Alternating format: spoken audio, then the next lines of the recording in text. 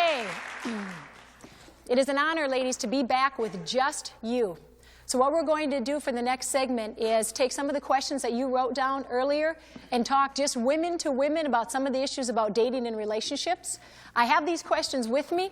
I will go over them. I will also share a few other points just from the female perspective. That's what we're going to do this session, okay? Everybody set? Wonderful. And I want to thank you in advance for those of you that gave me these questions so that I can look them over. The first question asks, what do you think is okay to do on a date? Is kissing okay? Is holding hands okay? What is bad and what is good? Do you know that is probably the #1 question I get, which is how far is too far? Now, we talked in the program earlier that oral sex you can get sexually transmitted diseases from. That would be considered very far too far. Then people always ask, well, what about kissing, holding hands? That's a tough thing for me to answer exactly how far someone should go, because it depends on how old you are, it depends on your relationship, and different things like that. So in that case, I think each of you have to decide, what is the purpose of this intimacy? Is it because you want to express that you care about this person, or is it just out of lust? And those are two of the questions you want to ask when you're in a dating relationship. Okay, the next question. Ooh, this is a tough one. How do you know when a guy says that he loves you, how do you know that he really means it? Boy, you know, I bet guys ask the same question. When a girl says that she loves us, how do they know they really mean it? I think it's a couple of things. First off, by the way he acts towards you, by the things that he says. I think one of the benefits I'll tell you about waiting to have a sexual relationship is that you never have to guess. Is this guy dating me because we're having a sexual relationship, or is he dating me because he loves me? Because when you do not have a sexual relationship, you know that he's interested in getting to know you more, because you're not having that sexual relationship. Does that mean sex is bad? Not at all. It means it is so powerful that it can bond two people together. There's a book out there, and it's called Finding the Love of Your Life by Neil Clark Warren, and I love this book. It talks about different issues to decide whether or not this is a good person to date. He says something in there that I think is a critical point. He said once a couple starts having sex before they're married, they forfeit their ability to look clearly at that relationship. In other words, you can feel love when you're really in lust. And I think a guy can feel in love when he's really in lust. And so when someone says, how do I know if he really loves me? First off, you need to take time to let him get to know you as a person, your thoughts, your needs, your wants. And you know, for some of you in this room, you may be dating somebody who's a guy that isn't ready to really know what love is. Do you know that, and I mentioned this earlier and I truly believe it, for some of you, many of you in this room, your true love you're going to find when you're in college or 21 or 22, 23. If you're dating right now, this is a good chance to figure out how to relate to the opposite sex, figure out how to determine what is it that I like in someone. In this book that I co-authored, this one right here called Teen Power, I talk in there about how to know if you're in love or how to know if you're in lust. And one of the things is that a lot of people are afraid of rejection, aren't we? Because we don't want this guy to break up with us. We don't want this person to reject us. Look at it this way. When you're dating somebody, either two things are going to happen. You're either going to end up marrying this person and staying with them, or you're going to break up with them. And I want to tell you straight out, it's okay if you're dating someone and you decide they're not the right person. The best thing to do is to be honest with the person and say, you know, it just didn't seem to work out. And I know that guys hate it when we say, I just want to be friends. Yes. But there's some truth to that. It could be a couple of things. One is because it's not the right person, and we don't need to feel bad if it's not the right person. Or it also could be that it's not the right time for you. You may not be ready. Timing has a lot to do with the relationship. But don't feel, I want to encourage you to not stay with a relationship with a guy for the wrong reason. I remember in high school when I would date someone and I decided it just didn't seem to be working out. And sometimes I'd actually stay with the guy longer because I didn't know how to break up with him. I didn't know how to say I didn't want to date him, and I figured maybe we'll just date a little longer. And I remember one guy was going to break up with him on Halloween, and then I thought maybe Christmas, and I thought, well, right after Valentine's Day, and then it was Easter. I dated him for months without thinking he was the right guy. And then you know what I realized? Is I don't want to be in a relationship with a guy if he's not sure if it's me and he just doesn't have the guts to break up. It's better just to break up and move on. If it's the right person, you'll know that later. But it's okay. And that also means it's okay if somebody decides we're not the right person. Maybe some of you have had someone break up with you and you're devastated and you think, am I ever going to meet anyone? Well, think about it this way. If you look around school here, and there's a lot of nice guys here, and there's a lot of nice guys in this town, but can you guarantee that the person that's best for you is living right now in this city? So I want to encourage you that if some of you have just had someone break up with you, or maybe you just broke up with someone, not to think that you're never going to meet someone, because you probably will. Okay, this is another really good one. What do you tell a friend who is in a bad relationship, but they don't want to see they're in a bad relationship because they are in love? Well, when I ran the Crisis Pregnancy Center, it was very common for a girl to come in, sit down, and give her, of course you give her a pregnancy test, I mean, that's why they're there. But I gave a girl a pregnancy test, and obviously everyone's sexually active. You don't come in for a pregnancy test unless you're sexually active. So I'd always ask things like, how's your relationship going? How are things here? How are things there? And I remember what I had to do when I wanted someone to be thinking about their relationship. I didn't just tell them, you know what, you're in an awful relationship, get out.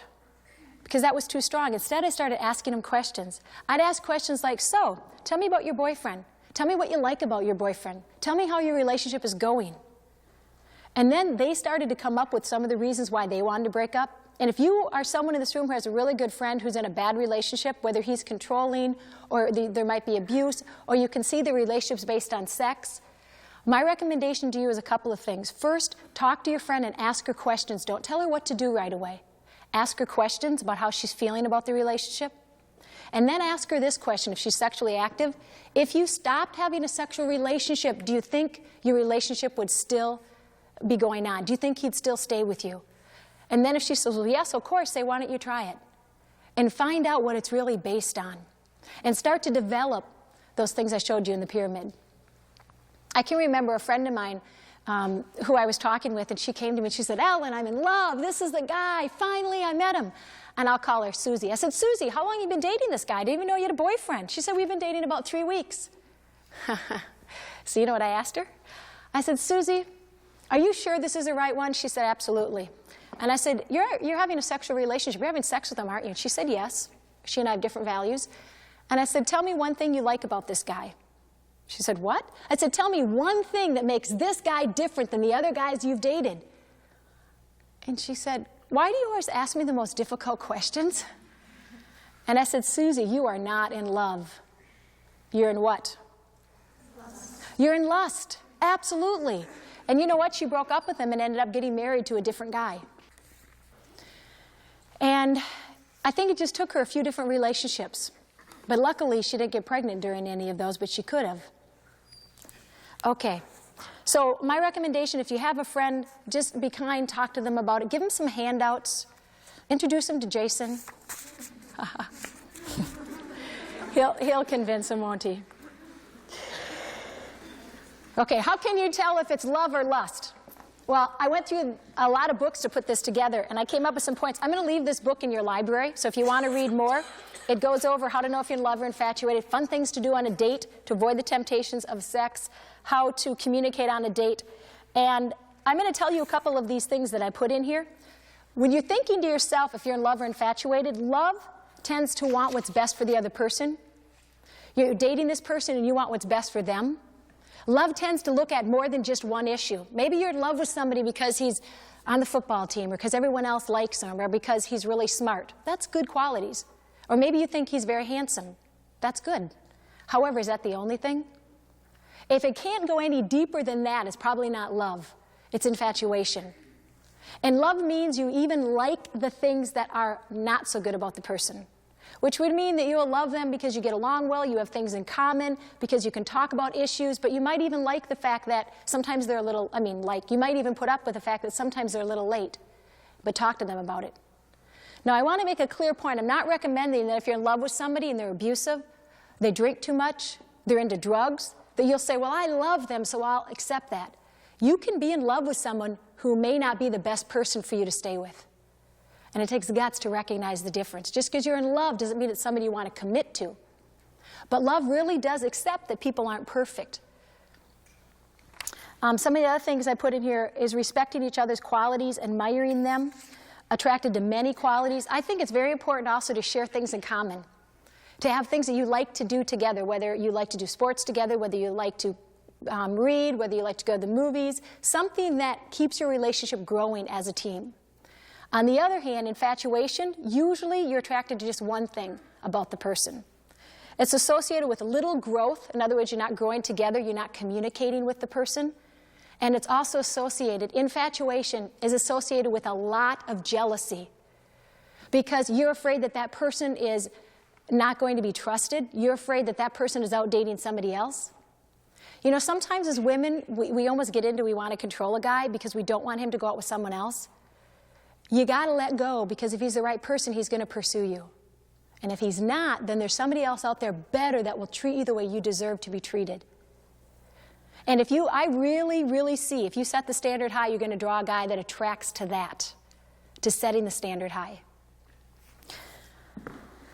Another thing about infatuation is it's based on going out with a person because of their reputation and because of the reputation you get while being with them, because they're popular, not because you like them as a person. And again, some of this develops over time as you get to know a different person. Okay, this one says, what if we are in a sexual relationship, we like it, we don't want to wait? Well, that's very understandable, because sex is a good thing. And we are not saying that the reason to be abstinent is because you hate sex. Not at all. Not at all. Jason doesn't agree with that. I don't agree with that. It can be true, and it is true, that in a relationship you enjoy being with another person physically. But questions you want to ask yourself are this: are you ready to be a parent? That's the first question. I was with a girl who was a senior in high school. I counseled her, sat down with her, and I asked her the question I ask all the people in the crisis center: are you ready to be a parent? Now, she looked at me, and I already knew her answer, but I wanted to hear it from her. She looked down. She had a 1-year-old and a 2-year-old with her. And she said to me, "Ma'am, I cannot afford a third baby. I am a senior in high school." And I said, "You're right. You can't." That day, I gave her lots of things. In the summertime, when I worked at the crisis center, I gave out baby clothing, strollers, car seat, diapers, shoes, boots, bags of stuff all the time, every single day, to people your age that had children. And I'm not complaining, because I'm glad that they carried their child to term. However, I saw a lot of heartache. And I saw a lot of relationships that after the child was born, the relationship was over. This girl was dating a guy for 8 months before she got pregnant. The relationship went through the pregnancy, they broke up. She's with her second boyfriend. They dated for 5 months before she got pregnant. The relationship went through the pregnancy, then they broke up. Now she's on her third boyfriend. They've been dating 5 months. And when I asked her, "Why are you sexually active?" this is what she told me. She looked at me first shocked, and then she said, "Because it's fun. It's fun. Everybody at high school is doing it. It's really not a big deal." Wow. And you know what I said to her? I said, "You're right. It is a good thing. However, not at all times." I said, "You're right, it's a good thing, but do you know that it's not you paying the price only, it's who else? Your kids." You're absolutely right. The children. I said, "Do you recognize it's not just you, it's your children that are paying the price?" And all of us in this room as women, it's great talking just to women, we all know the gift of the fact that we can bring children into this world. This is very powerful. And sometimes I think to myself, when I'm out on a date with someone and I really like them and I'm tempted to have a sexual relationship, I think to myself, if I had a child with this individual, we're not committed in marriage, we don't know if it's going to last, would I be able to tell my children, "You know, honey, I'm really sorry I had you with someone who's not around anymore. I'm really sorry I had you when I wasn't ready, but honey, he was cute." Would my child go, "Oh, I get it"? Or, "I mean, honey, it was prom. We were drunk." And I think and I know I'm kind of making light of it, but the reason I'm making light of it, those are ridiculous excuses, aren't they? Those are ridiculous excuses. One of my friends has had an abortion, and then she's had another child. And I've talked with her about this, and she said, "You know, Ellen, I was just having fun. I was just doing what everyone else is doing. I wasn't even thinking about the fact about my child." And she said, "I thought it was fun to have casual sex." And she said, "My son, he's now in 1st grade. He thinks it would be fun to have a dad. And he doesn't have one." And as women, what a gift we have that we can bring life into this world. And I tell you, you're going to love that child so much. I speak at a school where all the girls are pregnant.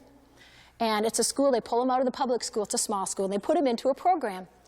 And I asked the woman there, she's been there for 25 years, she's the leader, 25 years this lady has been at this school helping teen girls that are pregnant.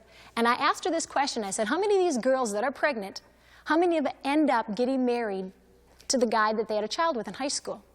And she said, we don't track them to marriage. We only track them for 1 year because they're required the next year to come back and to be in a class to learn about parenting. And she said within 1 year, only about 10 or 20% are still dating the guy they had a child with. So we know that just having a child with somebody is not going to keep the relationship together, but secondly, it not only hurts us, it hurts other people.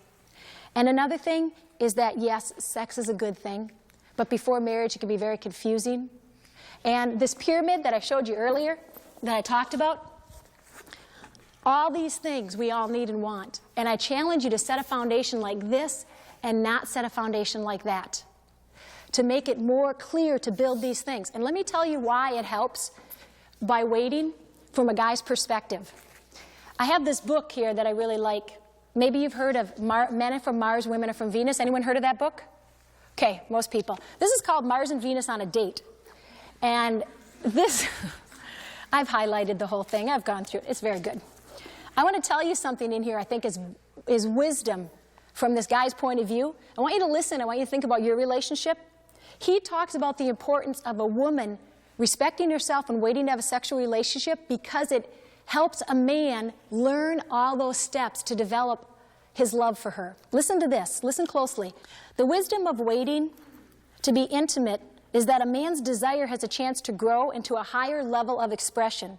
His physical desire to be with a woman will expand into an emotional desire to please that woman, and his desire to please her will then in turn develop a genuine interest in who she is as a person.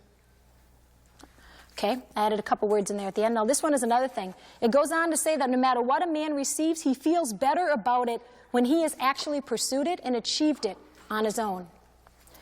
And then it goes one step further to say, and this is the point, sometimes us women, we think if I give a guy sex, if I give a guy this, if I give a guy that, I'm going to convince him to like me. I read this quote from a girl. She said, you can never sleep your way into a guy's heart. Isn't that true? How many of you agree with that? You cannot sleep your way into a guy's heart. You bet. And in this, it's very interesting. It says right here, when a woman shifts to trying to earn a man's love and attention, she doesn't even have a clue that she is actually preventing him from becoming interested in her and pursuing her. It's an attitude that a woman has when she is self-assured that draws a man to be more interested in her. Now, I wish somebody would have told me that when I was your age. To understand that men and women think a little bit differently and that guys want to respect us. Men are looking for women to respect, and they're looking for us to respect ourselves. And that means understanding that we need to let a guy get to know us as a person, what are our likes, what are our dislikes, to figure out if he loves us for who we are personally. Not just what's a sexual relationship about. Not just letting a guy say, okay, I'm having a sexual relationship with her, that fulfills my needs, and never getting to know us. Because if he's going to fall in love with you, he has to know you first.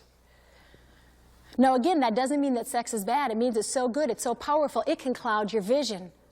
So the longer you prolong waiting to have a sexual relationship, the more chance is you base it on the solid foundation.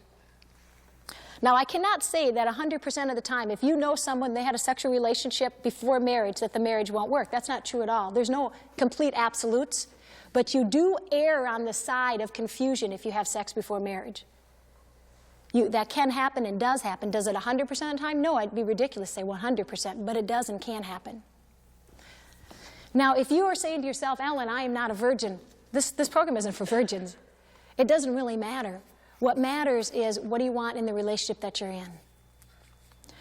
And some of us women, we compromise to please a guy who's not even going to be here in a few months.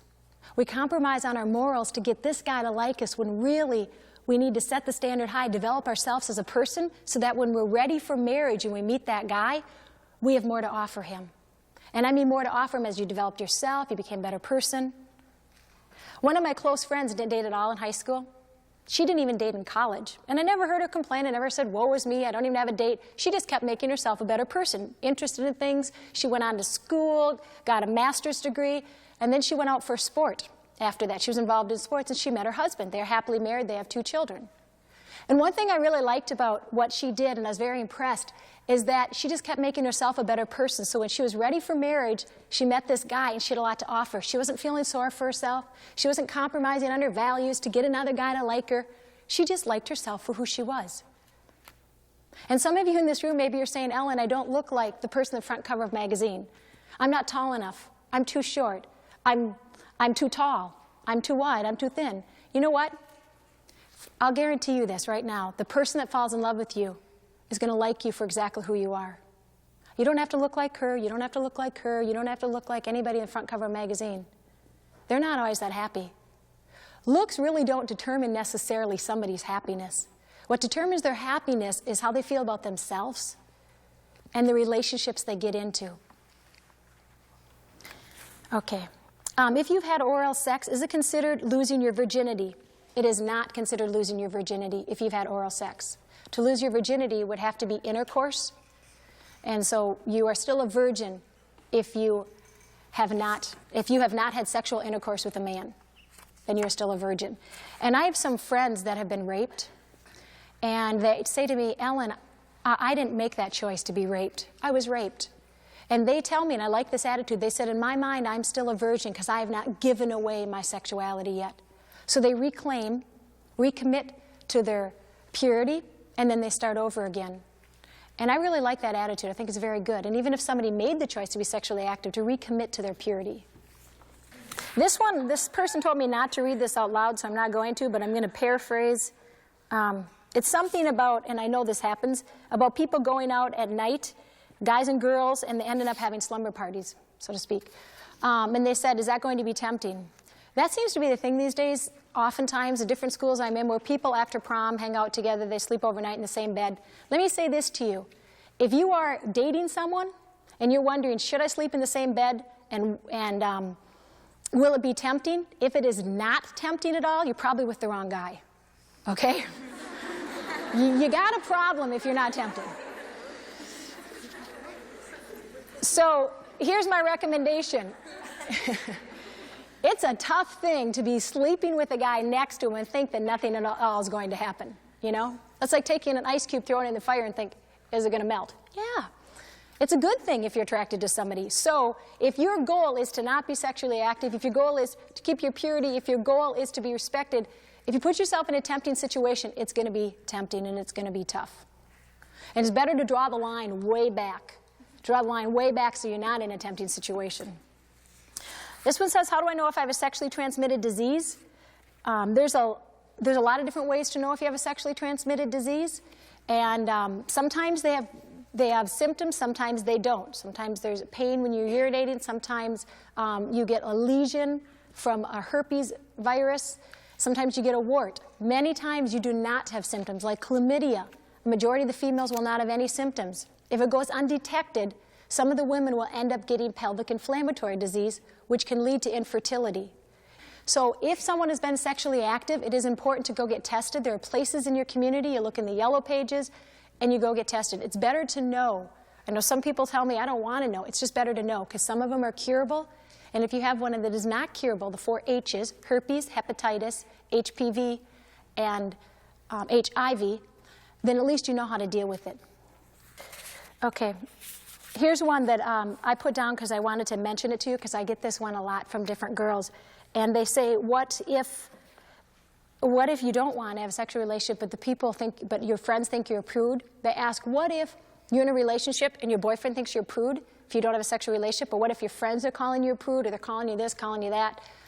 Well, it comes down to a couple of things. First off, I think it's interesting that today in our society, for a lot of females that talk to me, they feel obligated to have a sexual relationship, otherwise they're considered abnormal. And it's gotten that bad in our society. One girl I spoke with, she was worried about being pregnant, and I said, why are you sexually active with a guy you're not married to? And you know what she said to me? She said, because I was worried if I didn't, he would think I was a prude. And there she was worrying about being pregnant. And I realized that we don't have sexual freedom if we have to have a sexual relationship to either keep the relationship or not feel abnormal. And if I may, I just want you to think about this. One of the reasons I talk on this issue is because when I have children, and when you have children, I want my children to grow up in a world where they feel that they can have the freedom to say no to a sexual relationship and not feel abnormal. And the last 10 to 20 years, things keep getting worse and worse until abstinence has been promoted. So if there's a lot of pressure now, what is it going to be like for us when we have children? And it is you ladies in this room that are going to make the difference in what it's going to be like for our children, because you set the norm. If you accept in society that sex is no big deal, that it's okay to have a sexual relationship with somebody just because they're cute, because you want to, because you don't want to be a prude, because you're curious, because it feels good, people are going to continue to think the mentality is sex is no big deal. And if it's no big deal now, it will continue to be no big of a deal. So I want to challenge you on this. I want to challenge you to help change this culture that we believe that sex is a good thing, but for marriage, so that when you have children and I have children, when they grow up, they have the freedom to not feel like a prude if they want to wait. What do you think of that? Does that make sense? Who agrees with that? Okay. And again, going back to it's not because sex is a bad thing. There's an article that I found I really like, and it's with Jessica Simpson and Nick Lachey. And it came from a magazine article, and in the article, Nick was asked, because Jessica made the decision for both, or they made the decision together to be abstinent until marriage.